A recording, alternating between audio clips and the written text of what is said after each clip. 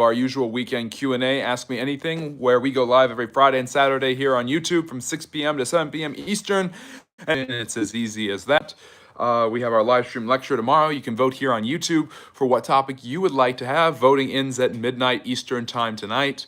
I also have my live stream lecture tomorrow at 4. You can follow us on the social medias, Instagram, X, Facebook, all of that great stuff. And I can see that Hars, my wonderful moderator, and Solomon, another one of my wonderful moderators, is here. And I just want to give a shout out to Harry and Hars and Solomon, Rodolfo and Simon, and all the great moderators that we have that really help this channel grow.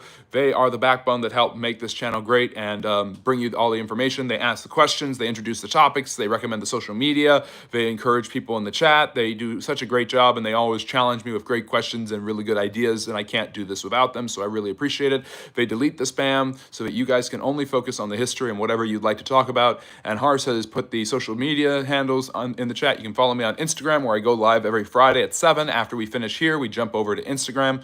You also have the Substack there, where you can read my articles about historical and cultural events, where if you don't like the sound of my voice, but you like what I have to say and my ideas, then check me out there. And of course, Patreon, where you get bonus content, including my series on the First Ladies, which is almost complete. It's good to see you, Hars. It's good to see Solomon. Hars already has a question. He asked, was Franklin Pierce justified in the support of the Kansas-Nebraska Act of 1854? Basically, Franklin Pierce served his entire presidency under the shadow of losing his son Benny in a horrible accident before he took office that devastated him and his wife, Jane. And Pierce really had kind of gained his reputation as the leader of the Democrats for being kind of a moderate who was willing to appease everybody. Handsome Frank is what he was called. He was known for being cheery, likable, sometimes drinking too much. He was the only president, or one of the first, or at least the first president, to get a drunk driving charge against him. But basically, this was, of course, with a horse-drawn carriage.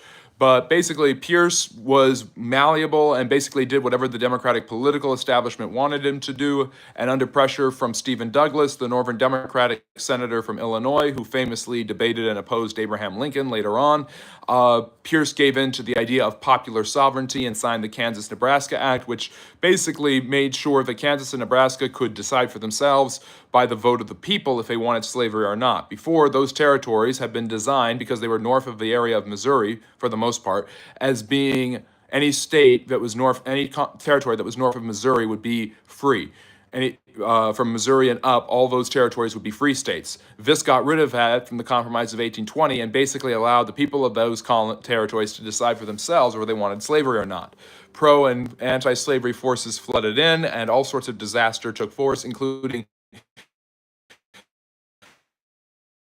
kind of a lead fighting each other in Kansas. It was called Bleeding Kansas because of this. It ruined Pierce's legacy, and the Democrats did not renominate him in 1856. What was the Kingdom of Northumbria? Someone's asking. So good question so far. If you have a question or a topic, please drop in the chat. I'll be happy to answer. We'll be doing this for the next hour or so. Northumbria is the northernmost area of England. Basically, after the Romans left, a series of Germanic invaders intermixed and conquered the Celts, and they were known as the Anglos, the Saxons, and the Jutes, and that's why they became the Anglo-Saxons. Let me see here. So the Anglo-Saxons were a series of the Anglo-Saxons conquered those areas and divided them into a series of different kingdoms: Wessex, West Saxon land, Essex, East Saxon land, Sussex, South Saxon land, and Northumbria, which was Mercia, which was kind of north of that area. And then Northumbria was the northernmost part of England, and its major city was what the Romans had called Ibericium, which became known as York later on. So, do you think Calhoun was a good guy with good ideas? You're referring to the Vice President John C. Calhoun, who basically did everything in his power to approve of secession, deny the federal government its right to implant tariffs under Andrew Jackson, and tried to and was basically threatened to be hanged even while he was vice president because he defied Jackson's tariffs and basically said that South Carolina had a right to nullify federal laws and even threatened secession. Calhoun was also highly committed to slavery and to maintaining slavery and protecting sovereign states and plantations. So that's a huge part of his. Why am I breaking up? I don't know why people can't hear me. Let me see here. Am I coming in clear now? Can you guys hear me all right?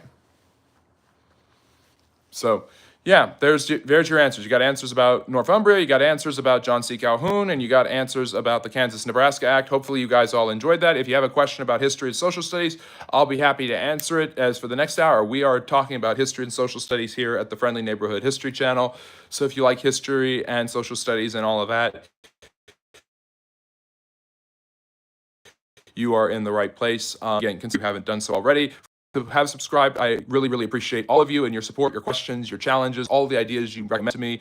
You guys can again vote on what topic you would like for the live stream lecture tomorrow at 4 p.m. Eastern. Your three major topics are the three major topics are sorry, I'm blanking. The three major topics are the Reagan administration, the Bolshevik Revolution, and of course, U.S. immigration, something that a lot of people have wanted to talk about for a while. But you can comment a suggested topic, and maybe your topic will be used at a later date. So, yeah. Why is it on and off? I don't know why the sound is not coming in. That doesn't make any sense to me. I've turned off my headphones, so those shouldn't be connecting. Let me connect my microphone. Give me a second, guys.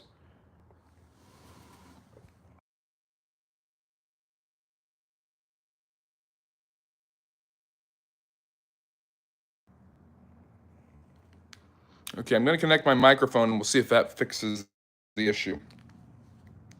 Usually I don't use the microphone, but okay, hopefully you can hear me better. Hopefully it's not breaking up as much.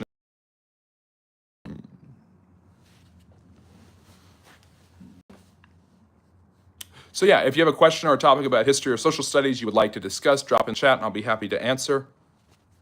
You know anything about New Zealand? Do you blame Franklin Pierce for the filibustering in Cuba that was an extreme failure? I don't know much about the filibustering in Cuba. He had something, I know about the Gadsden Purchase, where he purchased the final amount of land that the United States got from Mexico, named for the foreign secretary from the United States to Mexico. I think it was James Gadsden. And that, of course, became part of Arizona and New Mexico. It completed the continental United States in 1854. I don't know anything beyond that, what he did in Cuba. But do you know anything about New Zealand? A little bit, not a huge amount. I know that the Maori people were tricked into a treaty with the British in the 1830s, which was basically how the British were able to take over New Zealand and colonize it. I don't know a huge amount of its history. I know today is Jacinda Ardern's birthday, one of the most important and popular. So, yeah, not a huge much. Of course, The Lord of the Rings was filmed there. For a long time, they had more sheep than they had people. That was the myth around it. I don't know if that was ever even true. But yes, I don't know a huge amount of JMCC, but I do love New Zealand. It's gorgeous. It's beautiful. It's got some of the most amazing landscapes, and definitely want to learn more about its history, the Maori people, the British occupation, the colonization of that. You've got North and South Island, because you've got the two major islands off the eastern coast of Australia. Does Franklin Pierce's presidency, two guys raised armies in New Orleans to launch battle during Franklin Pierce's presidency, two guys raised armies in New Orleans to launch battles in Cuba, and one guy established himself as king of Cuba. Pierce did nothing about it. That sounds like a very American thing to do. It sounds like what Sanford Dole did when he basically allowed the sugar plantations to take over Hawaii and then overthrew the Hawaiian government. It's interesting, the United States taking control of Cuba in the 1850s as opposed to the 1890s. What building material and structural technique were integral to Roman construction? Brick was huge. Obviously, different types of mortar, stone, marble. Obviously, is the pinnacle of Roman architectural and building designs. That's how they built so many of their incredible wonders in the city of Rome. There was kind of a carryover from the Greeks. They used different types of columns: Ionic, Doric, Corinthine. I think Corinthine were extremely popular with the Romans. There was a fourth style that they designed themselves. But the Romans took a lot of the ancient Greek religious and cultural ideas and reapplied them in a Roman context and did the same thing, Greasus, with their architectural style. So a lot of the art and architecture of the Roman period was heavily inspired by the Greeks, but relied more on brick and things like that. Yep, it sounds about right. Franklin Pierce doing nothing, not taking a course of action, and basically Americans getting embarrassed and or killed. Pretty ineffective and weak president, one of the worst in American history. The first U.S. president to ever be denied the ability to run for another term. Hello, Edward. Good to see you again. Do you have a question about history and social studies? But yeah, Breesis, I hope I answered your question. I have a history degree from Otago University. Would love to discuss U.S. foreign policy from a New Zealand perspective, especially regarding nuclear energy. Very interesting. I've heard a little bit about the Australians and the New Zealanders, I should say, and their interest in nuclear technology. But yes, GMCC. Share whatever you would like. Patriot, good to see you. Hello, welcome to the Friendly Neighborhood History channel. I don't really care, Harsh. I'm just not going to acknowledge it. I don't like being called that usually, but yeah, it's whatever it is. And yes, welcome to our Q&A. Ask me anything about history, social studies. This is History Hefner, Friendly Neighborhood History channel. I'm not wearing my usual smoking jacket because it's way too hot right now. It's the middle of summer, but it will be back later in the fall. But this is the Friendly Neighborhood History channel. If you have a question about history or social studies, please feel free to drop it in the chat, like and subscribe. And if you just like learning about history, enjoy and stay and enjoy the vibes and all of that great stuff. We have our social medias in the chat. So can you talk about the Brentwoods meeting and its effect? Don't know it. Haven't heard of it. I can't speak to something I haven't heard of. But yeah. Does anyone have a question about history or social studies they would like me to answer that I can't actually answer? I don't know everything. I'm still learning stuff, still developing. Like I just told GMCC, I don't know a huge amount about New Zealand history. What I do know, I'm happy to know about.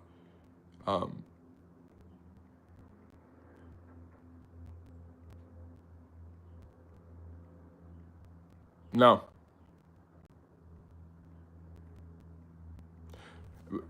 Kicksall, I'm only using the microphone because of the for some reason my speaker on my phone was not working, so that's why. What do you think of is the biggest piece of U.S. history that we don't know that we should? I think, ooh, that's a good one because there's a lot in American history that we don't know that we definitely should be known. I think a lot of people do not pay enough attention to American history and U.S. history from the perspective of the Native Americans, understanding various different tribes and nations acted in various different ways, and to call the Native Americans one big group is a way too big of a broad sweep. So, yes. I think that that's something that we should know more about, and people should look at and understand that there were tribes, there were nations, there were cultures, there was development, there was friction, there was tension, there was peace, there was trade, there was all sorts of cultural communication and cultural exchange among these people for a long time. Yet, yes, Lincoln did not free the slaves in the North, although the 13th Amendment that he helped to get ratified did free the slaves in the North. And most of the northern states had already freed the slaves. The only real states in question were the border states that were still part of the Union but didn't really want to fight because they had slaves at the same time. So, yes, Steve, it's true. Lincoln did not need to free the slaves in the North because the vast majority of them had already been freed thanks to state constitutions which banned slavery as early as the late 18th century. It is true that the Emancipation Proclamation was made as a military decision, but it redirected the aim of the war to ending slavery, which is what it was always about anyways. So, yeah. Hopefully everyone can hear me all right. And hopefully the microphone's not too bad. We studied the history of the Native Americans in high school in New Zealand, but it was very focused on the Plains tribes. We could learn about others. Well, you have Mesoamerican tribes, the Mayans, the Toltecs, the Aztecs, the Zapotecs, the Incas, who developed much more complex, much more developed systems, much more technologically adept and systematic political structures. You have the Iroquois Confederacy, the Mohawk Indians, the people where the term the Mohawk and the famous axe, the tomahawk, comes from. So yeah. Those are some that people could learn more about. The Native Americans, the Pueblo Indians, who used adobe to build giant housing structures, communal housing structures in the mountains. The different tribes there, like the Navajo, the Apache, the interaction between them, the Pueblo people, the Anasazi, things like that. I already know the answer to this, but for those who don't know, was Christopher Columbus the first one to discover America, or was he just the first one to record it? All that Columbus did, he wasn't the first to discover. The Native Americans had discovered and settled on the continent thousands of years before Columbus. He wasn't the first European there. That was the Vikings who settled Nova Scotia. What Columbus did uniquely was create a perfect, long-time settlement of the New World by the Europeans, creating an eternal bond between the Old World and the New, the Western Hemisphere and the Eastern Hemisphere, North and South America, and Europe in particular. So, there you go. And thank you. I really appreciate that, Patriot. Anyone who sends a gift is very, very appreciated. Lincoln campaigned on the federal government will not force states to free the slaves. Yes, because secession was a real issue at the time. Lincoln and the Republicans were not abolitionists, at least not by the word of letter. But that doesn't mean they were for slavery. They wanted to stop slavery spreading to the West, believing that it would die off.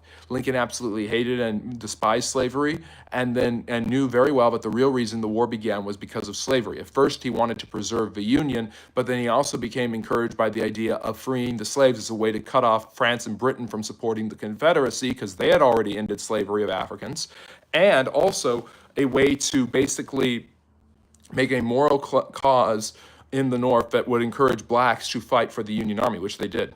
Who was the first black president of America? You mean of the United States? If you're talking about the United States, you're going to go with Barack Obama, obviously. But if you're talking about America, North and South America, I think it might have been Toussaint Louverture. I'm not 100% sure.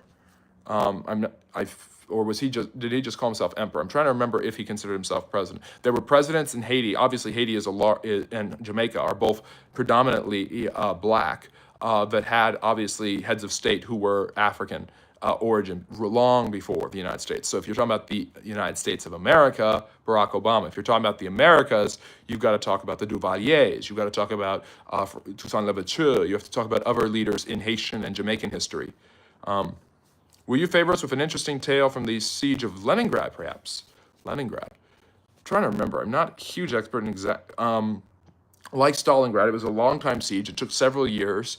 The Soviets, if I'm correct, used their navy to help eventually squander and squelch the Nazi opposition. But I know more about Stalingrad. What is key to know is that the way the Soviets held out on all of these sieges was by brutally repressing their men, basically saying that deserters would be shot. They had political commissars there ready to execute anyone who was caught for desertion. So desertion was never an option for the Red Army. The reason the Red Army had succeeded where the Tsarist army had not in the past against the Germans was because the men were terrified of desertion, because the promise was if you flee, you will die. But if you stay and fight, you might live if you're able to kill as many of the Germans as possible. Again, like the siege of Volgograd or Stalingrad, the siege of Leningrad lasted for several years. And it was one of those huge key turning points. Leningrad, by the way, was what the Soviets had renamed St. Petersburg. Actually, the Russians had called it Petrograd since 1914, but then it was renamed from after it had been St. Petersburg. Then it became Leningrad, now it's St. Petersburg again. Cool way to start my Sunday morning. Oh, wait, that's right. It's Sunday over there. Well, happy Sunday to you, GMCC. Thank you so much. So you can agree that Woodrow Wilson was in office coincidentally when the United States was able to join World War I. Do you have a 9/11 story? Okay. I'm not going to share a necessarily personal story on 9/11. But I will say this. Woodrow Wilson was conveniently the president at that time. Yes, very much so. Just like FDR was the president when D-Day happened, just like Lincoln was the president when the secession happened. Actually, he was the secession happened because he was president. A lot of U.S. presidents are just happen to be there and then are thrown into the conflict. Yes. So, does anyone have a question about history or social studies they'd like me to answer? Winter here. Oh yeah, that's right. It's the summer, so it's the absolute opposite because of its northern hemisphere versus southern hemisphere thing. Can you speak to the U.S. Constitution? Does it require a supermajority to amend? There are two ways that the U.S. Constitution is amended. One is by a 2/3 majority in both the House of Representatives and the Senate, and the other is with 75% of the states voting in their legislatures to ratify an amendment. Not trusting Congress to put term limits on itself, a modern movement is beginning that will, by states, to basically amend the Constitution to put term limits for Congress people. And I think like 15 states have been involved. Not directly, Hars. I mean, every American, every person in the United States has been affected, and most people in the Western world and Middle East obviously have been affected because of 9/11, but not in a direct sense necessarily. Do you know anything about Operation Barbarossa? It's named after Frederick the Redbeard, who was the Holy Roman Emperor, but basically it was the Nazis deciding that they were no longer going to help the Soviets, let the Soviets help them, and they were going to redirect their hatred against communism to expand into the East, to give them more Lebensraum, living space, but also to destroy the communist Soviet Union. So, wow, gator kebabs. Hope you really enjoyed it. I have never eaten gator. I'm imagining what it's like. Must be quite interesting. Hello, Ozzy, Kolkata, Patriot, all great to see you. Yes, I do the GMCC. I do this every Friday and Saturday at 6 Eastern. That's Eastern Standard Time in the United States. So New York and Illinois Central, New York, Virginia, Washington, D.C. time. And then Sundays at 4, I do a live stream lecture where I don't really answer questions, but I talk about a particular historical topic. Were you conscious during 1911? What? Roosevelt sent ships to the middle of the Pacific knowing the West coast was vulnerable, making it tempting, then blocked off many ships from escaping Pearl Harbor, moving carriers too far for help. I don't care. You're always pushing this narrative, Steve. There is no deliberate, there has been rumors for 8 decades that Roosevelt was aware that there would possibly be a Japanese attack. He didn't know that it was coming at Pearl Harbor. He didn't do that to sabotage and set up the war. It was not a false flag. Like you have a memory from 9/11. I remember not being that aware of what was going on. My parents were obviously really interested in what was happening. I wasn't too old. I'm not going to say, I know you're trying to figure out my age, but you're not going to.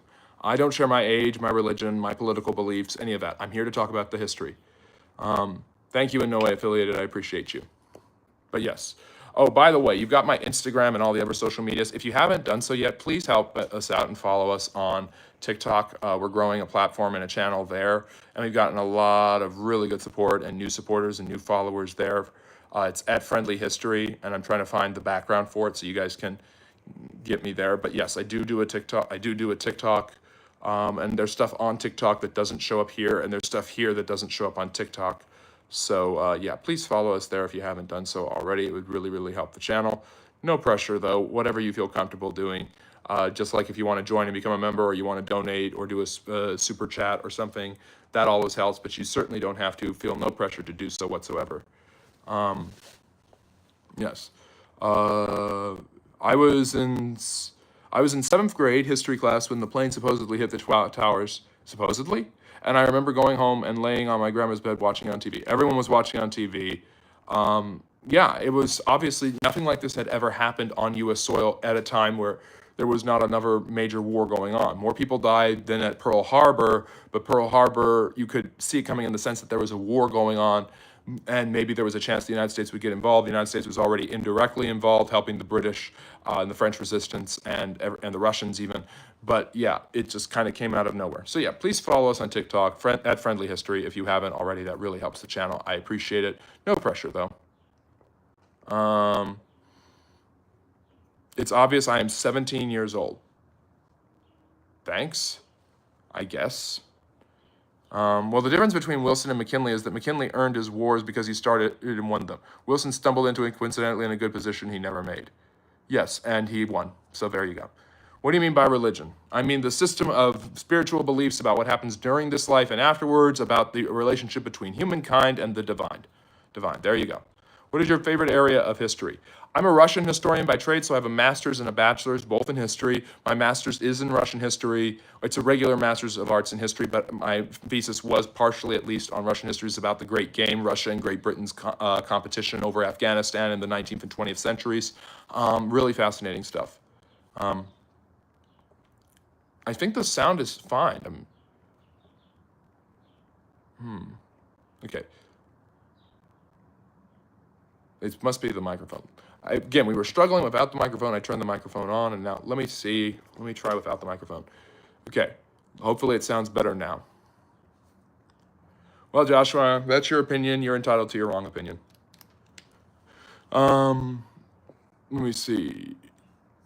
Hopefully it's better now, Tanuki. What I said was separate from the intercepted message and decoded lettering from how close the Japanese were. They didn't know it was going to happen. It was a complete surprise attack, and the Americans had some notion that it might happen, but they didn't know that it was necessarily going to happen at Pearl Harbor. I will tell you about Billy Marshall, the American colonel who in the 1920s predicted the Japanese would indeed attack the United States if the United States did not beef up its Air Force productivity. He was court-martialed for his ideas. Who was a greater USSR Russian leader, Comrade Stalin or His Excellency Vladimir Putin?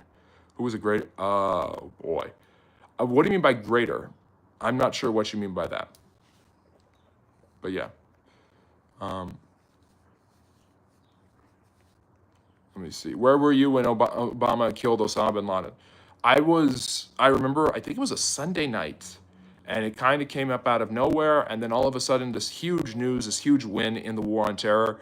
And I remember Biden cursing over the microphone. And I remember President Obama getting up and speaking. It was probably the biggest accomplishment of his presidency. 7th grade? Cool. Who is your favorite figure in history and why? I'm not sure.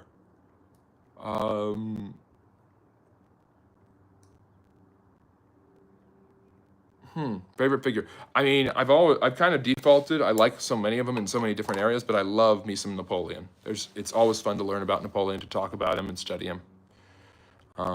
Kolkata, good to see you. Vincent, good to see you. Who was the greater Russian leader? Who was the more effective Russian leader? I would have to go with Stalin. I think Putin is trying to revive Stalinist power, but he's very much a paper tiger in many of his exploits and efforts. Best president, in your opinion? Lincoln. And it's not close. And Calvin Coolidge is not one of the best presidents. He's not even top 5, but he's a good one. Yes. Which country won World War I? Or it's really World War II, but whatever.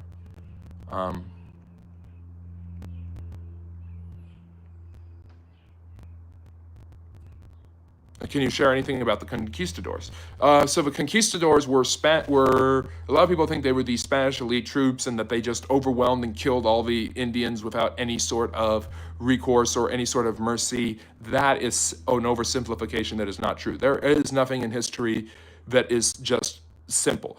Oversimplifications happen all the time in history, and it happens with the conquistadors. The conquistadors, from what I have heard and read, were actually Spanish thugs and militants who the Spanish government did not want living in their country, so they trained them and sent them off with people like Pizarro and Cortez, his cousin. Yes, Pizarro, who destroyed the Incas, and Cortez, who destroyed the Aztecs, were cousins. The conquistadors, it comes from a Spanish word for conquering. They were well-trained soldiers, but they were brutish, they were thuggish. But by the way, the term thuggy comes from India. It was a group of militant Hindus who fought in the 19th century against the British. They were a cult of Hindu worshippers. So calling them thugs is almost anachronistic. But basically, the conquistadors were a small amount of soldiers with the Spanish generals and leaders like Cortez and Pizarro and Ponce de Leon and all the others. They were usually outnumbered by the natives that they encountered. That is why Cortez used a native revolution and rallied other native tribes to overthrow Montezuma and destroy him, for instance. So, how did it make sense sending those ships there too far to protect Southeast Asia and California, but just in case there was an attack on that area? Well, Woodrow Wilson didn't win World War I since his actions were so poor. His actions, okay, I've already answered that. Were the conquistadors lying about the sophistication of American civilizations at that time? They were actually pretty civilized, and especially the Mayans and the Aztecs. Well, the Mayans were gone, but the Aztecs and the Incas were both pretty well-organized civilizations. And so, yeah. Thank you. Can you share anything about the history of Nassau? No, not off the top of my head. There are topics I know about, but I don't exactly know everything about them. And when someone describes it to me and then tells me what they're called, that actually fills it in for me. Ever read historical fiction? A little bit. Some Harry Turtledove, I think is his name, or is it Henry? Do you know about Dutch history? I did an entire special on the Dutch Golden Age. I mean, obviously, they're the people of Rembrandt and Van Gogh, an extremely artistic society, one of the earliest republics in modern history, successfully got away from the Spanish in the 80 Years' War. Yeah, the Dutch are pretty formidable. And during the 17th century, they're probably the most advanced, technologically powerful, and economically wealthy country in all of Western Europe. Was George Washington really 6'7"? He was about 6'4". Which was really tall back then. Peter the Great was 6'7". And everybody thought that was hilarious when I made a video that mentioned that he was 6'7", and obviously those two numbers put together is a meme now that I didn't even know about. Stalingrad, I mentioned that already. That's Volgograd. That was a 1,000-day siege. It was basically the Soviets sent wave after wave, were basically driven back, almost lost control of the city. If they had lost control of the city, the Nazis would have been able to get to Moscow.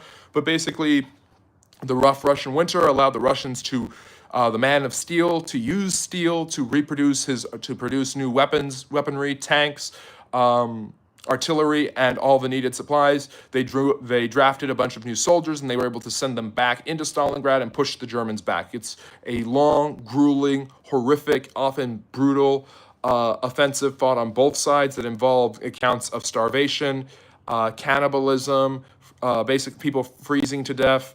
It's one of the most brutal and awful battles in human history, and it took 1,000 days. It took almost 3 years for the Soviets to eventually send back the Germans, using the Russian winter to their advantage to stall the German advance, while the Man of Steel got the Russian factories going to produce the equipment, munitions, and weaponry needed to defeat the Wehrmacht, the Blitzkrieg German army. So, Norman, hello. Pradi, I really appreciate that. Who is your most favorite royal member? What do you mean by that? Dutch mentioned colonized. The Dutch colonized Indonesia, by the way. And the Japanese, I think, took Indonesia from them during I call it the Third World War. And then that's where Sukarno came from, and eventually Indonesia gained its independence after that war in the 1940s. There's so much history, I feel you. Do you know about the Norman conquest of England? Yes. I talk about it all the time in my British history series, my English royalty series, my Kings and Queens of England series. Basically, 1066, Edward the Confessor dies. He had said his throne would go to William of Normandy, a French nobleman. However, 2 other claimants have it, including the son of his most important baron, a man named Harold Godwinson, the son of Godwin, literally, who was Godwin of Wessex, which is one of the most important duchies in the area. He stole the throne, and a Norwegian ruler called Harald Hardrada also believed he had the throne. He attacked. Harold Godwinson defeated Harald Hardrada in the north, only then to be defeated by William at the Battle of Hastings. And on Christmas Day, William was crowned the King of England, establishing a permanent connection between England, France, and the rest of the European continent. What do you think the U.S. government is hiding in Area 51? I have no idea. Maybe proof of extraterrestrial life. There's been rumors about that going on all this year. So why do you always try to push your opinion on the amount of world wars if you are some intellectual superiority? The world agrees that there are 2 world wars. What makes you right? I'm not trying to push my opinion. I'm just sharing my opinion. So if somebody says to me, what happened during World War II? For me, I'm thinking the Great War, and they're thinking, I know what they're thinking and what most people are thinking there, but I think that there are 3 world wars, so I'm going to point that out when I can, because it's an opinion I share that's obviously different, but I have reasons to back it up. I've made this argument many times. I have an entire video about it. It's called the 7 Years' War, the First World War. I'm not saying that people are necessarily wrong for thinking there's only 2 world wars. I'm saying I have an opinion. I believe there's good history to back it up, and I'm willing to defend it. That doesn't mean I think somebody is stupid for thinking there's only 2 world wars. Good question, Joshua. Saber, great to see you. Been a little while. Let me see here. Also, most Russians had winter clothes compared to the Germans. That's true, Johnny. The Japanese destroyed the ship's planes, canceled the 3rd attack because it would have been a waste, already destroyed more than planned, and left. Yes, they were surprised, but they had awoken a sleeping giant, as Yamamoto said. How do you think Hitler died? The normal narrative or something else? The normal narrative seems about right to me. Otter, good to see you. Just saw a seminar on Jackson versus Second National Bank. Crazy how Biddle, president of a bank, printed Jackson's State of Union address, thinking allies, pro not bank, of Jackson would turn against him. Yes. And the only reason Jackson turned against Biddle and the National Bank was because of Henry Clay and Biddle's support for Clay, who was Jackson's biggest political rival in the 1830s. It is similar in some ways to Trump and Jerome Powell right now, the head of the National Bank, the head of the Fed, opposing a very irascible and outspoken president of the United States who is very much a populist.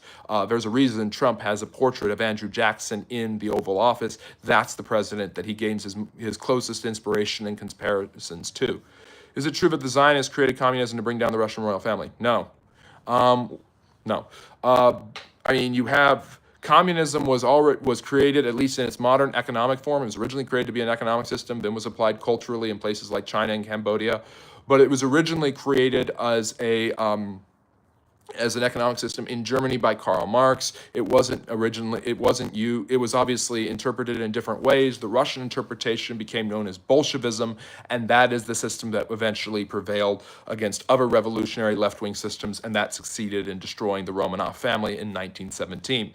You would enjoy my Russian history series as well as my Russian Tsar series, all short videos, and my full-length video where I talk about each and every Russian Tsar and I rank them accordingly. What do you think of a starvation in Gaza by money coming from blackmailed and bribed politicians? I think it's awful and needs to stop. There. Can we not have any more questions about Gaza and Israel? It's what I talk about all the time. Did Hitler die or he fled to Argentina? I've heard that there were state documents released in Argentina that said he fled there. I don't think so. You had Eichmann who fled there. I think if the Jews in Israel were able to track down Eichmann in 60 and 61 and kill him, they would have gotten Hitler. They weren't able to get Mengele, though. Let me see. What are your three reasons? Woodrow Wilson had a confusing view on the war and lied about staying out of it. That's true. Furthermore, his war board micromanaged and overprepared for the war and hesitated to appoint General Pershing. Yes. Did he appoint General Pershing? Did General Pershing win the war? How do you see the future of Taiwan?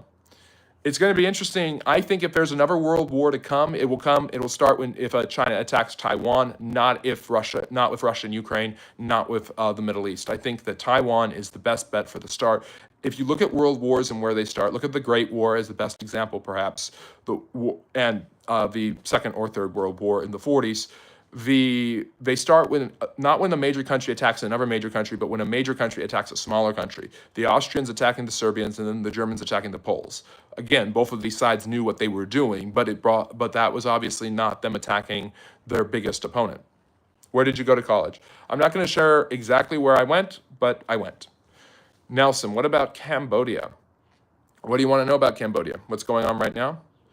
The Thai-Cambodian War is about a border dispute along what's called the Emerald Triangle, which separates Cambodia, Laos, and Thailand. And basically, the Thai are claiming that a Thai soldier stepped on a mine that the Cambodians had there. And they claimed a bunch of mines there. The Cambodians sent soldiers to the border, as well as rockets and missiles. 100 Cambodian soldiers have supposedly been killed by the Thai, and both sides are now looking for a ceasefire. It lasted a few days. Another border dispute war like the one in India and Pakistan. I love history too, Norman. I'm so glad you're here. What's wrong with the French people? They're awesome. Trump-Epstein connection. Oh, boy. I get asked about this a lot, and as a social scientist, obviously it's interesting to me. I don't believe that if from a personal perspective, it doesn't seem like anything the Trump administration has done has been helpful to itself, from a strategic perspective, I should say.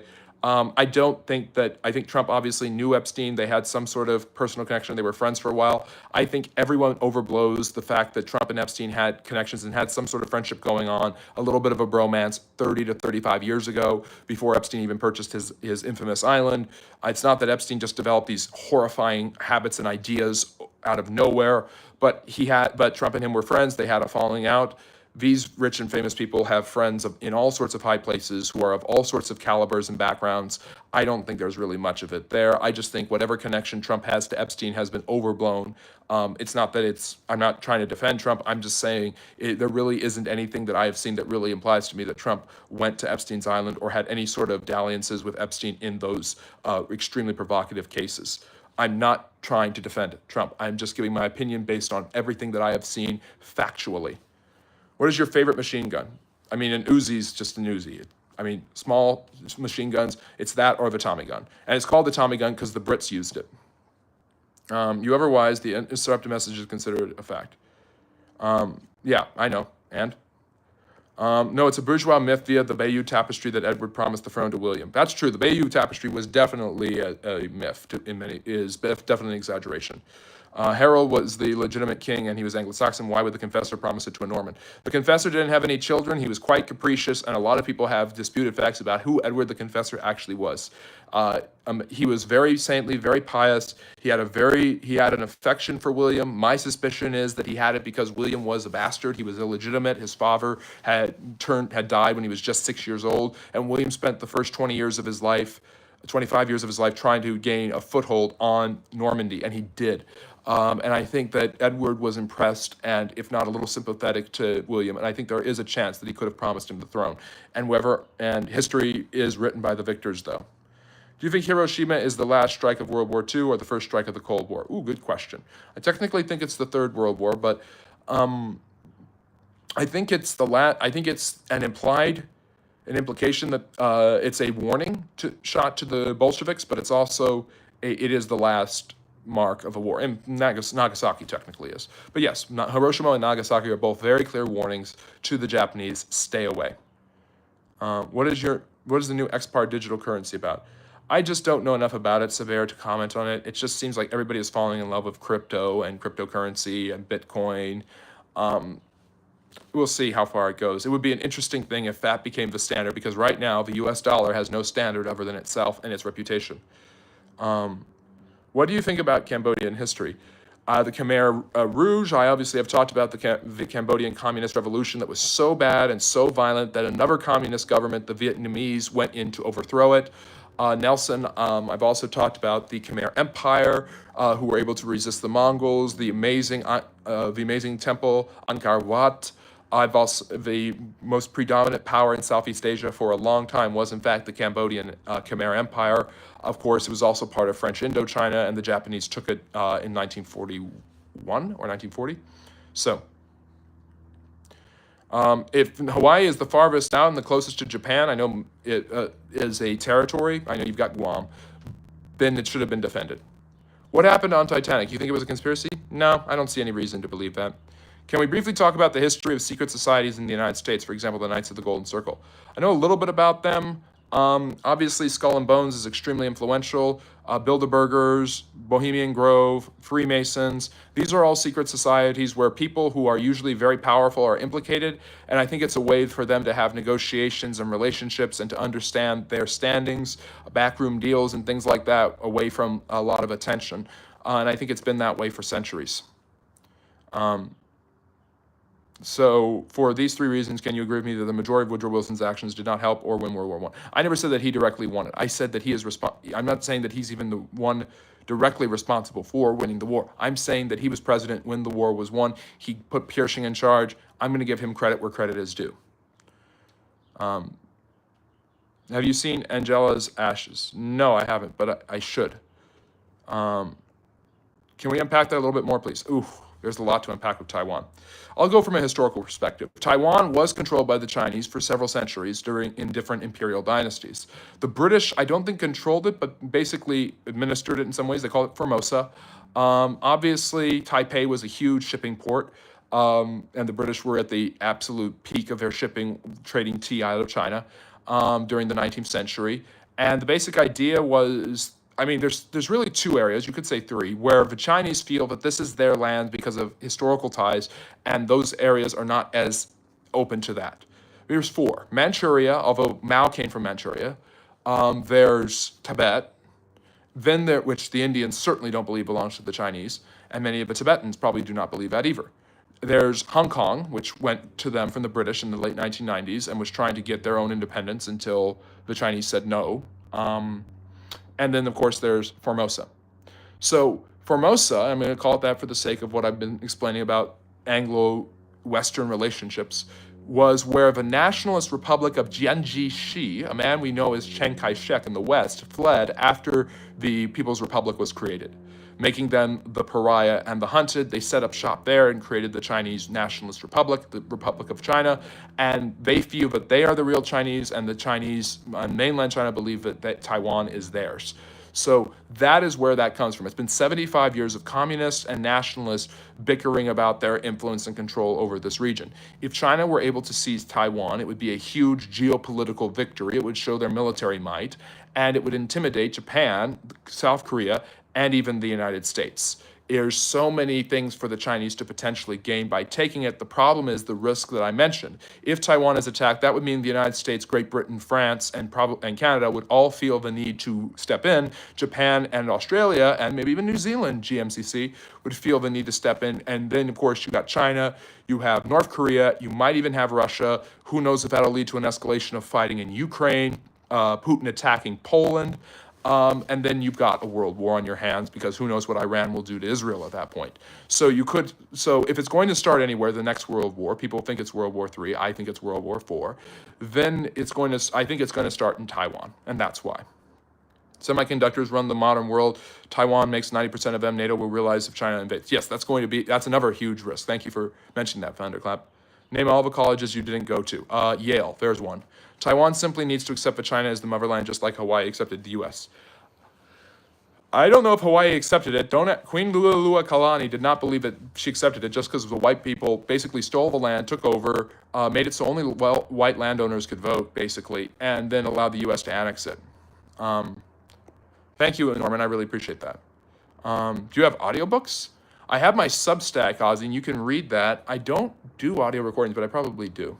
I probably should. Why are the Thai and Cambodians fighting? Border dispute, mentioned that. Trying to catch up to the chat. I promise I'll answer your question as soon as I possibly can. Really appreciate you all joining me here today. Please like and subscribe if you haven't already. Did humans really go to the moon? I think so, yes. Okay, and when I say I think so, that doesn't mean yes, don't think otherwise. Of course, think whatever you would like to believe. I'm not sure. I'm not saying that I'm never going to not believe that, but I have a pretty good suspicion that they did.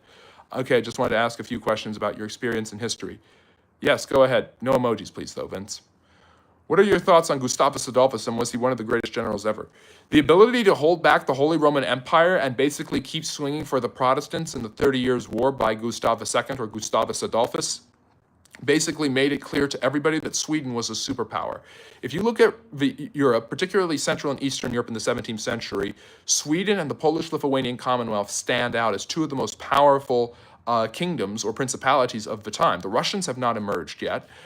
Germany is this divided set of principalities called the Holy Roman Empire with different competing factions trying to rise. Brandenburg, Prussia has not become the Prussia of Otto von Bismarck, and the Austrians are a duchy. They're not an empire yet.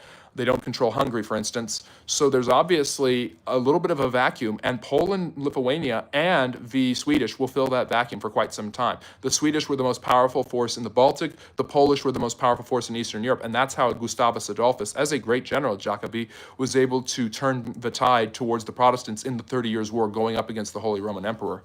Which country came up with the idea of democracy? Generally, the ancient Greeks are considered to be the originators of it. What really happened in Roswell, New Mexico? It was 9/11 an inside job. Oh, you've got all of the conspiracy theory questions. I don't believe that it was an inside job. What really happened in Roswell?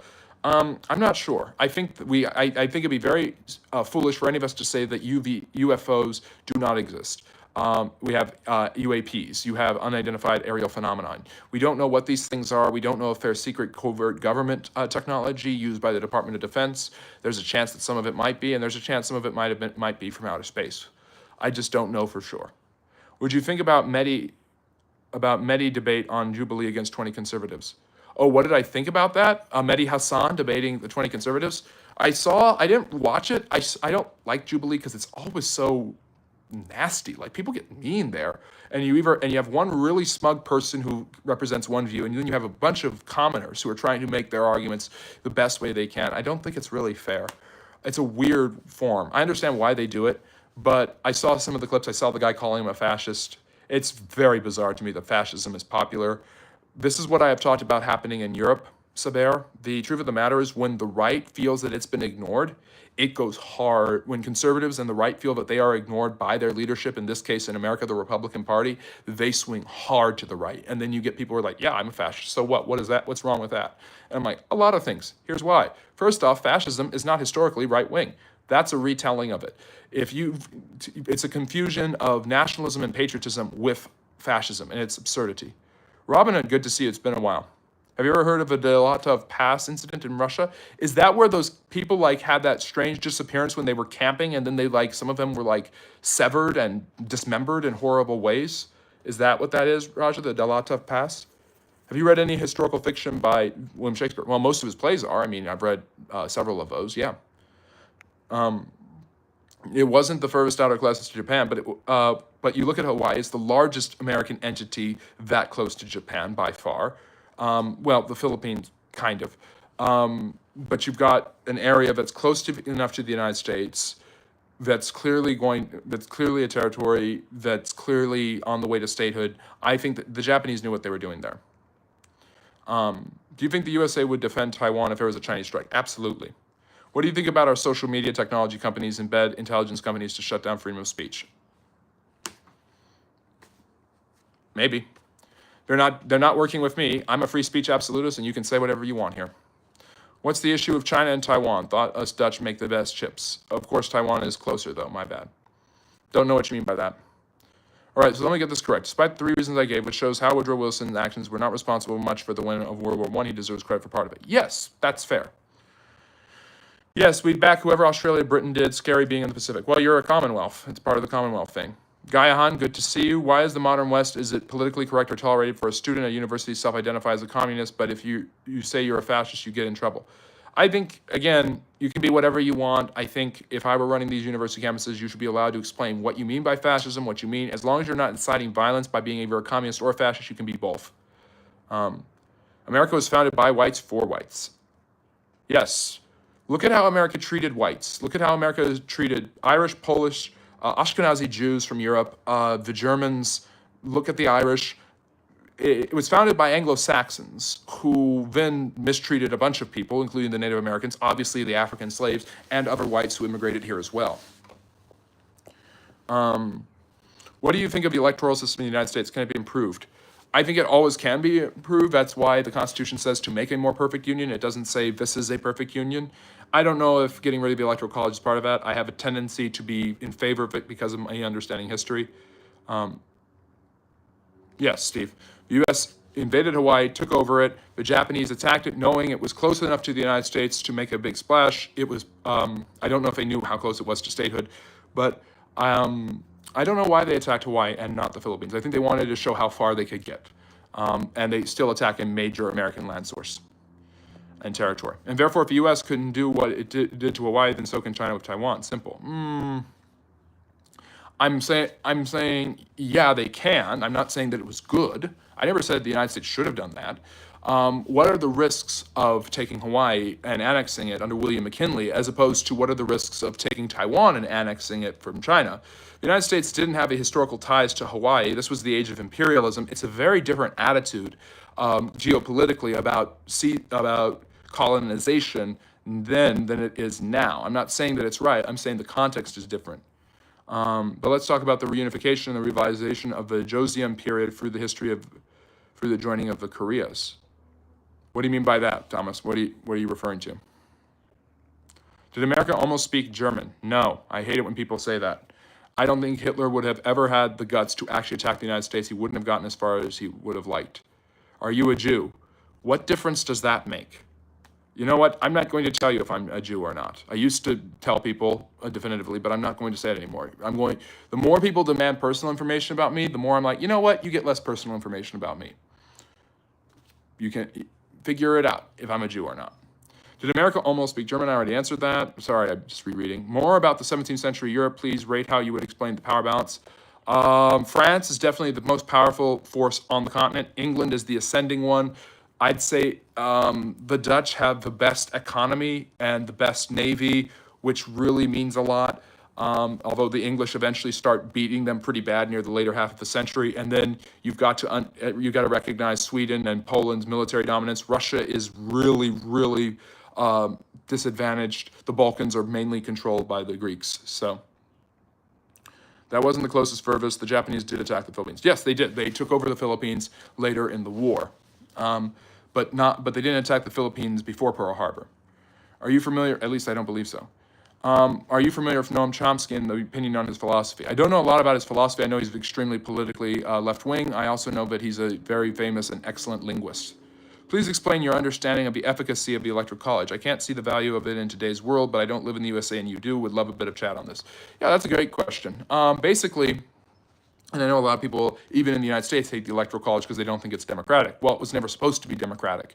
The Electoral College was set up on principle in several different ways. State legislatures would originally vote for the electors who would vote for the president, and the vice president was the runner-up in the Electoral College until 1804 with the 12th Amendment. So until the vice president George Clinton, whose birthday is today, yes, I do daily birthdays, every vice president was originally the runner-up: John Adams, Thomas Jefferson, Aaron Burr.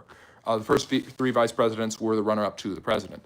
Then it changed where the Electoral College developed this based on popular votes. So the way it works is a state has a certain number of Congress people and a certain number of senators. Every state has 2 senators, but every state does not have the same amount of congressional districts.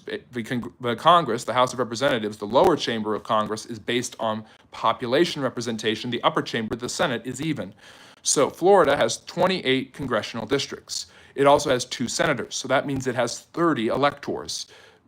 When a president wins when a presidential candidate wins the popular vote in that state, he or she gets those 30 electors. if that makes sense. So the electors represent, theoretically, the 28 Congress people and the 2 senators from that state. And then you get 30 electoral votes.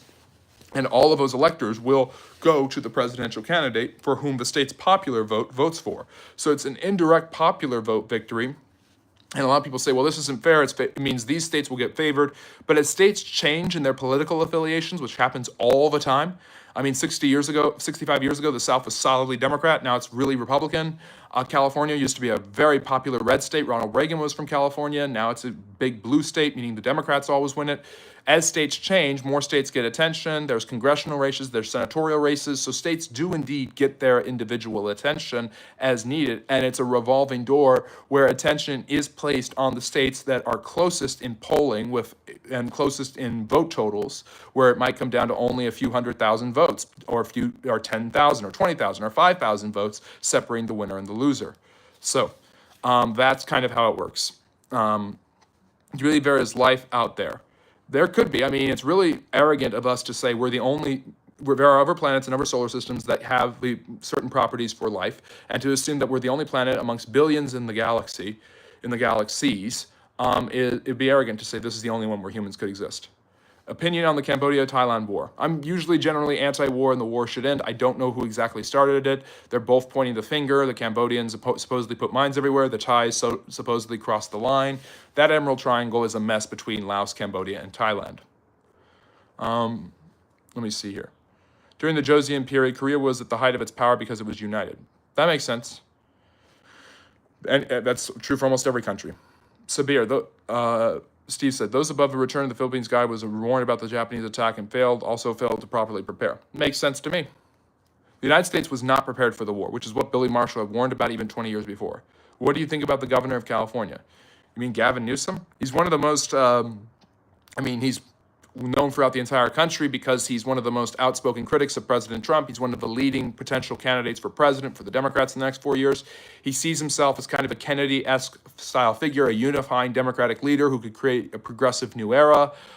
He is seen by a lot of people do not like him outside of California because he's seen as corrupt or too liberal or things like that.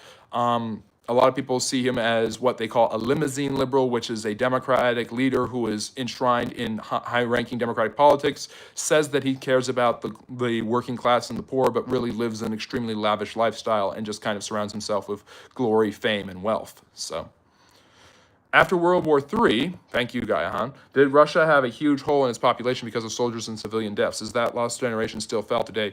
Yeah, the Russians did have it, but the Soviets were good at replacing their population. By basically creating satellite states, they created a buffer zone where they didn't have to worry about their population loss from the war.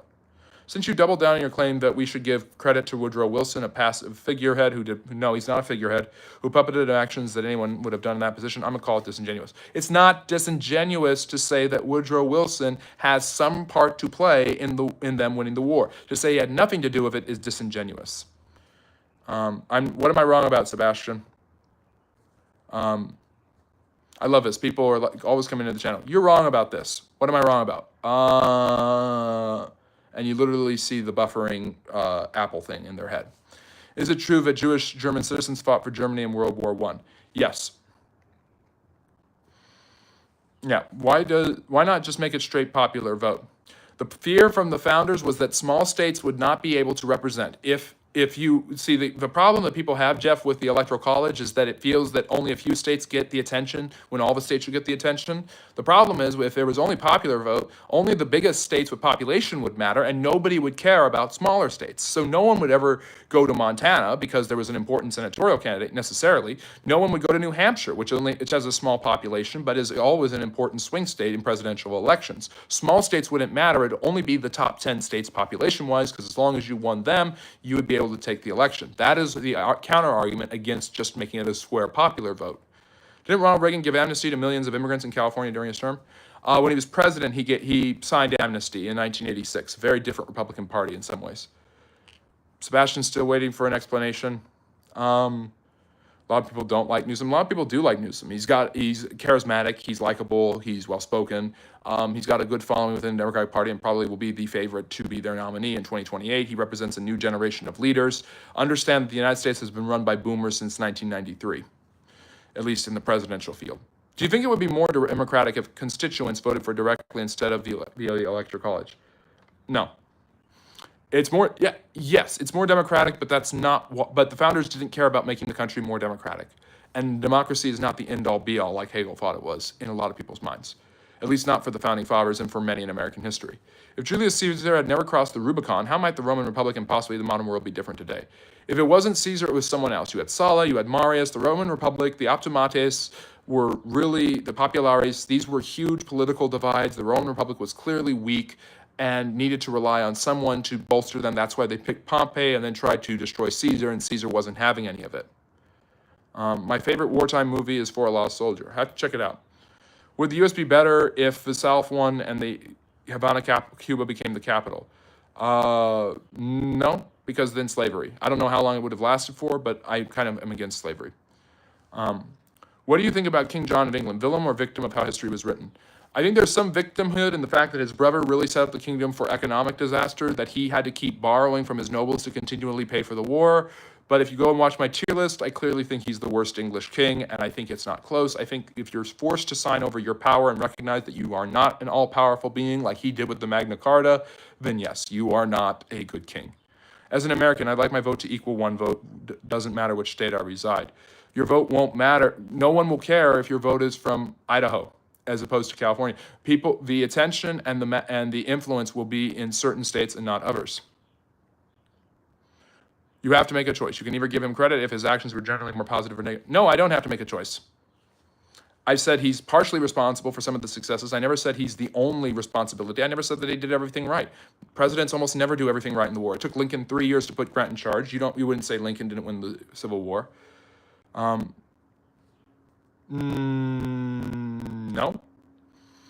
No, it wouldn't.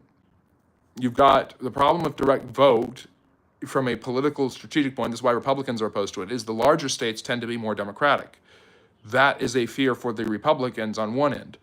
The Electoral College creates the opportunity for other states to have an impact, not just the big ones. And that was what the founders were worried about 2.5 centuries ago. What's your favorite battle in history and why? Ooh, oh my goodness, it's hard to pick. There's so many that I really like. I mean, Austerlitz is up there. Borodino, probably. Napoleon versus the Russians, right up there. My favorite historical figure, my favorite historical country fighting each other. So there you go. We've gone just over an hour. I really thank you, everyone, for all the great questions. And yes, I know, one person, one vote. And I'm saying the founders didn't want it that way. The founders didn't even believe that all people should vote. You know this, right?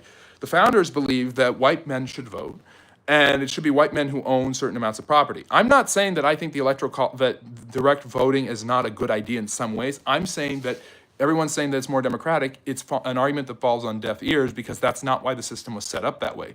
The Electoral College was set up that way to prevent certain states from controlling everything, the large states. That's why you have a great compromise. That's why one chamber of Congress is based on senatorial representation anyways.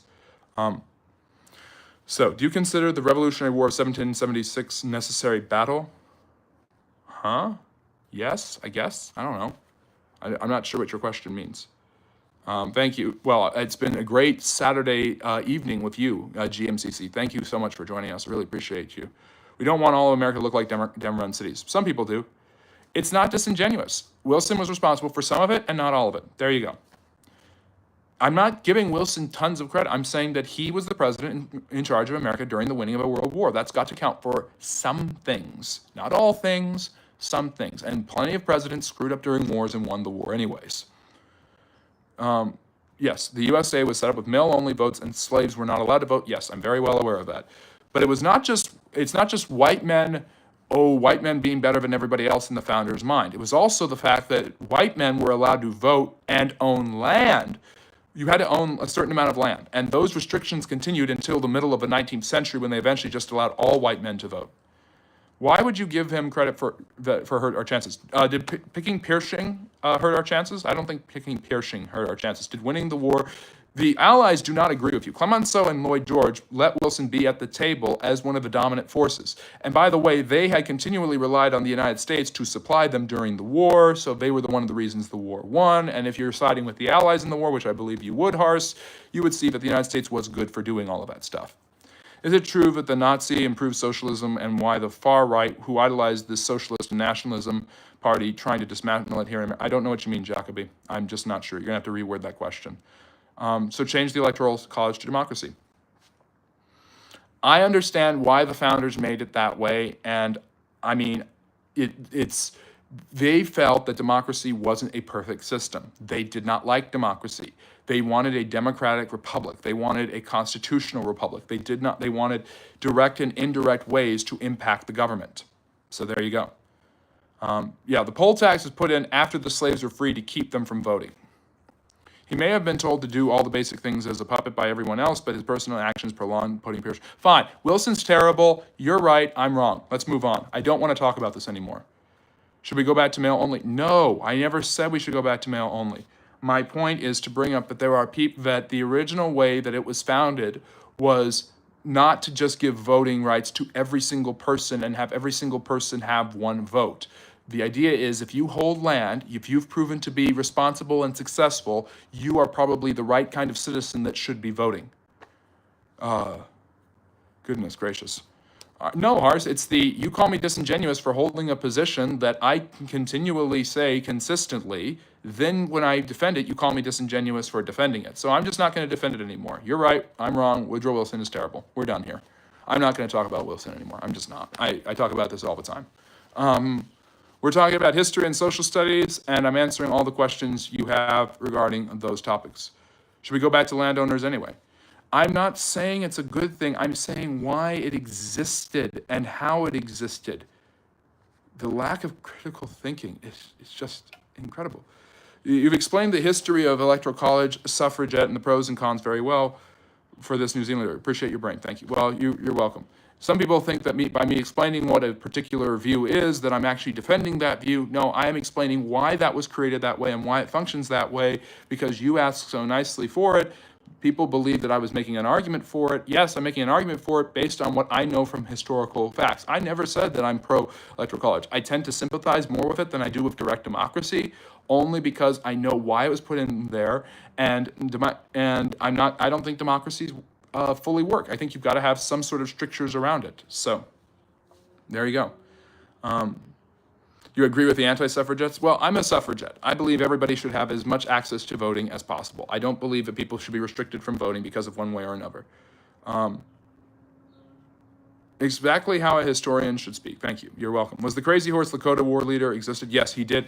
He supposedly became crazy or extreme, very violent because it was the United States until the Civil War? Huh? Oh, you mean when the United States destroyed the Confederacy so Lincoln could free the slaves? Thank you, Steve. Was the Crazy Horse Lakota war leader existed? Yes, he did. His wife, he got mad because he got mad. I got mad because people ask me the same darn question all the time and then insinuate my ideas. That's different from what Crazy Horse did. Crazy Horse became enraged because his wife was killed by the white man, understandably so, and then swung out in resistance. I'm trying to understand why you aren't giving credit to Woodrow Wilson on a standard. Giving him credit for absolutely anything doesn't work. I'm okay. No, let me see here. White flag. I don't have a white flag. I don't have any white pieces of paper near me. I wave the white flag. You know what? You're probably right about this, Hars, and I was probably wrong. There. I'm not talking about this anymore. Can we move on? So, does anyone else? Well, I'll take one more question because I just don't want to talk about Woodrow Wilson or the Electoral College, and people misinterpreting what I am saying is really getting on my nerves. So, does anyone have a question about history, social studies, and the like? We've got another minute and a half here or so. Yeah, I don't think Woodrow Wilson's a great president. I just think that he did a couple of things right, but I can't believe that because Woodrow Wilson is the Antichrist, and I must believe Woodrow Wilson is the Antichrist. How much does it take for you to crash out? I've been putting up with you bringing up this Woodrow Wilson crap for about 3 months, so 3 months. There you go. Greatest U.S. accomplishment in the... I'm sorry, GMCC. This is probably a bad first impression. Everyone wants me to condemn Woodrow Wilson. Fine, I condemn Woodrow Wilson. Jeez, Lou. I like that it's genuine, but this is supposed to be friendly neighborhood history. I'm not supposed to be mad. It was the United States, United Nations. I don't know what you're talking about, Steve. Yes, it takes 3 months for somebody to continually make an argument and then push me to the edge, and then I get mad. Yes. I'm moving on from it. We should all too. Please. I don't like banning topics, but Woodrow Wilson, Israel, Palestine, Trump, Epstein, these are all things I just don't want to talk about anymore because I talk about it all the time. Geez, Lou. Greatest U.S. accomplishment in the 20th century, winning both of those world wars. Yes, the U.S. won both of those world wars thanks to our great God and Savior, Woodrow Wilson. There we go. Woodrow Wilson is responsible for winning both world wars. Woodrow Wilson cured cancer, and nobody knows about it. Okay. Yeah, let me see. You're doing a good job. Love your history knowledge. Thank you. I appreciate that. You brought some great questions, GMCC. You take a rest. Everybody take notes from what GMCC has done. Was Nixon involved in Kennedy's assassination? I don't think so, but Nixon seemed to insinuate that he knew who killed Kennedy and it wasn't Oswald, and I don't believe it was Oswald either. The USA ain't the same as 200 years ago. To quote, I'm sorry, I'm going to quote him. To quote Donald Trump, wow, I didn't know that. You're telling me this for the first time. Yes, of course, no country is the same as it was 200 years ago. I'm not making an argument that because the founding fathers thought this, it was good. I am saying where they were coming from and why it became that way, because somebody asked me, why do we have an electoral college? Somebody asked me, why do you like the electoral college? And I explained it. I don't fully agree with everything the founders did. Some of them were nasty slave owners, and many of them were not Christians, unlike some people in this channel believe. So,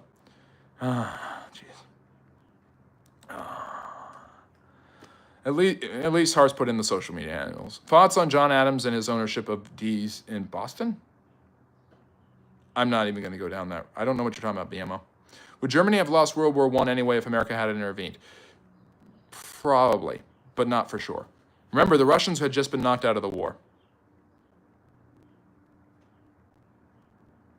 Yes, BMO, I knew where you were going. That's why I just stopped responding. Nobody cares, BMO. Nobody cares. And Harsh, you should be using your time to report and get rid of stupid comments. So, can we agree that the Great Society was bad and not positive, especially as a president? The Great Society was never president. Steve, I am not making a decision based on the way things were back then. Oh, my goodness gracious. It's just willful ignorance at this point. Yeah. Hopefully my audio isn't that bad. I just give up trying to fix it. I completely give up. So it's whatever. I didn't say president. Can't you agree that the Great Society was bad? You know what? I don't know. It's too I understand the good that it's done. Medicare, Medicaid, food stamps, obviously these things have their place in modern society and would be impossible to get rid of today. It was obviously extremely well-intentioned. It was a series of domestic and social programs to back up the voting programs and the civil rights agenda of King, Kennedy, and Lyndon Johnson. It hasn't really defeated poverty the way people thought it would, but it was effective in some of its attributes and obviously had extremely good intentions. What do you think of King Canute? Canute the Great, I think he's the North Sea Emperor who controlled England, who commanded the seas, the waves, and things like that. How long has humanity been on Earth? I don't know. I just don't know. I wasn't there. Is Opus, that's a bad argument. I wasn't there when the founders wrote the Declaration of Independence. Probably hundreds of thousands of years is probably the best guess. I think 200,000 is like our usual. Is Opus Dei really a problem? I don't know what you mean by that. The work of God? That's what it means. It's the Latin translation. It's got some light crackles when you speak, but overall solid. You know what? I'm sick and tired of this sound issue. What civilization had the healthiest diet? That's a good question. The Egyptians had a pretty solid diet, other than the fact that they drank way too much beer. Their children even drank and made beer with them. Don't make an Israel decision based on the way things were 100 years ago.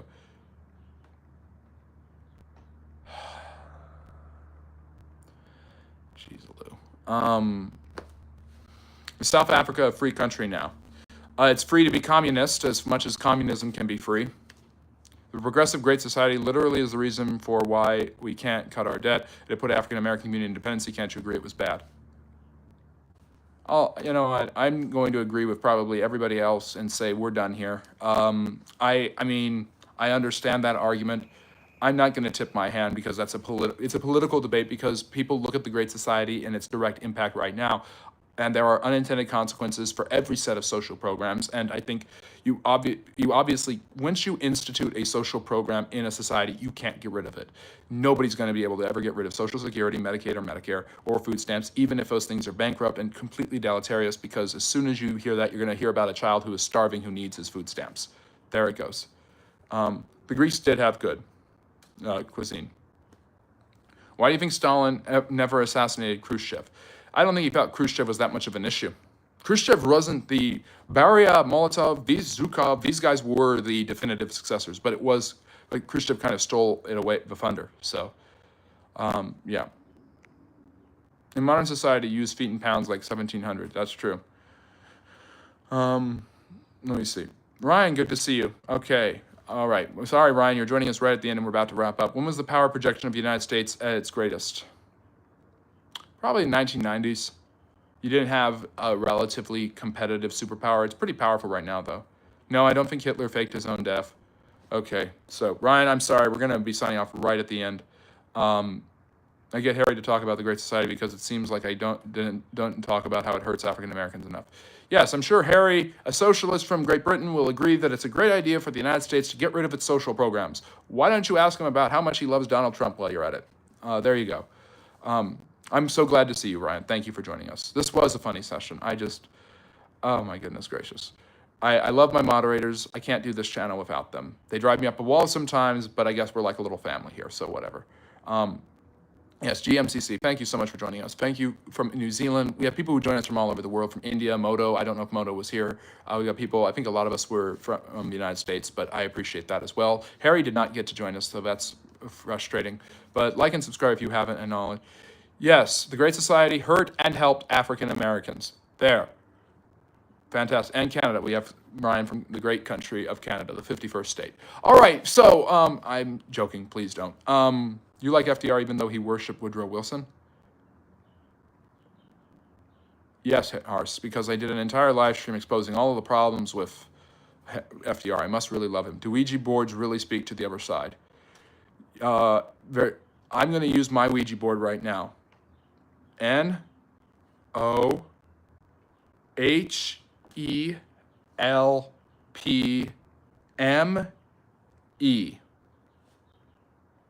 There. Okay. See you all tomorrow. Make sure to go vote for the live stream. Like 4 o'clock. I don't do as many Q&As, questions and answers there, but it'll be great to see all of you again. Thank you so much.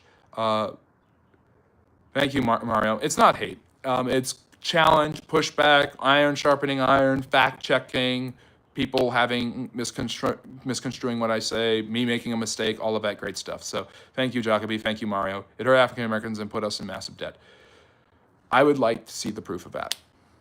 Were the witch trials justified? No. Stop killing women with epilepsy. And with that, that's our last question. Thank you, Hong Kong. I will see you guys tomorrow, 4 p.m. Eastern. Make sure to go check out the long-form content. Drops every Monday and Friday, and the short-form content that I have for you every day here, exclusively here and on YouTube, Instagram, X. You've got all of those different handles you can follow me on. Yes, I'm looking forward to this evidence, Harsh. And it might be the Ronald Reagan lecture. We'll see. You guys get to vote. The 3 major topics are Bolshevism, Ronald Reagan, and U.S. immigration. You can vote on which one you want me to talk about. It's always my pleasure, Kevin. Always great to see you. And Kevin, by the way, has the Nicholas I badge because he's a member. So if you want to get one of those nice badges, do that. No, Ryan, I do that on Fridays. Fridays at 7 we go live on IG, and we'll go live on TikTok at some point this week. Reagan was the 3rd best president. It's going to be a long day tomorrow. See you all, and remember, as always, love.